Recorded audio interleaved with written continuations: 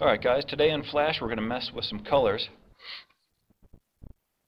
I'm going to click on the palette down here, and I'm going to go down, leave this in black, and pick this radiant sort of glow. Then I'm going to make sure I have the circle selected, and then I'm going to draw a circle right there. Notice we have that glow in place. If I use the sub-selection tool, I can click and drag to move sort of where the light is showing. Also change sort of the sun angle, if that were it. The amount of sort of density or diffusiveness, and that one makes it sort of oblong.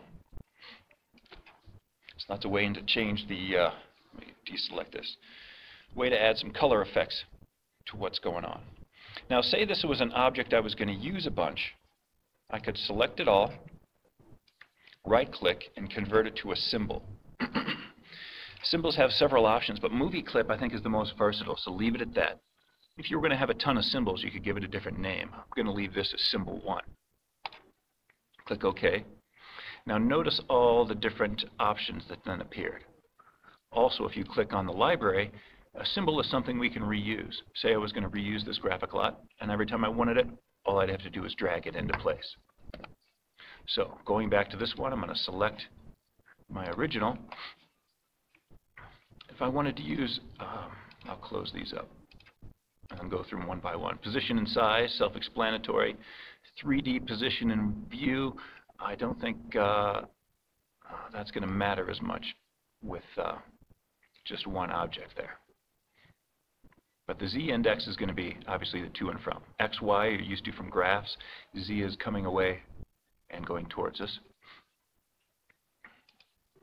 But with filters, there are a number of filters we can add. If you go down to the post-it note, you can add drop shadows, which when something is gray or black, it doesn't make that big a difference. But certainly available. If you want to delete one, you click on it, hit the trash can. Let's add a different one. Blur, glow, gradient, bevel, all things you can add. If you had text, they have a much stronger effect. And then for color effect, these are important. Brightness, self-explanatory.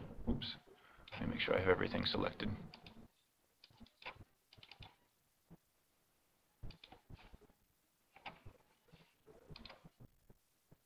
Not sure what happened there, but brightness, self-explanatory. Tint is color. On a black and white one, it's not as noticeable, but it goes from 0 to 255.